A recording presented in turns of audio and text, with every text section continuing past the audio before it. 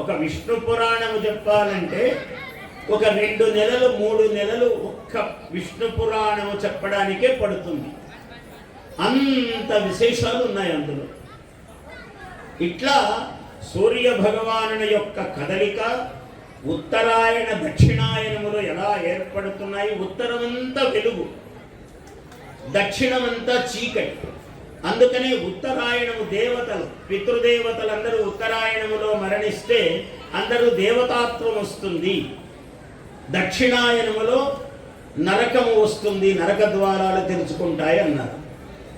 అందుకనే మనమందరం అప్పుడు కూడా దీపావళి పండుగ నాడు ఎందుకయ్యా పటాకులు కాలుస్తాము అంటే అలక్ష్మీ నిరాసనం. ఆ శబ్దాల ద్వారా అలక్ష్మి అంటే లక్ష్మీదేవి యొక్క అక్క, ఆమె జ్యేష్ఠాదేవి. మనం ఎక్కువగా ఆమె పేరు స్పృశించరాదు, ఆమెకు విరుద్ధమైన లక్షణం అన్నమాట, దరిద్ర దేవత. ఎక్కువగా ఆమె పేరు తలవరాదు. మనం దూరంగా ఉండి నమస్కారం చేసి తల్లి అట్నుంచి అటు వెళ్ళిపో అని అనాలి. లక్ష్మీదేవిని 100 సార్లు చెప్పొచ్చు ఆమె పేరు. లక్ష్మీ లక్ష్మీ లక్ష్మీ అని, మహాలక్ష్మి అని ఆమె పేర్లు చెప్పొచ్చు ఎన్నిసార్లు అయినా.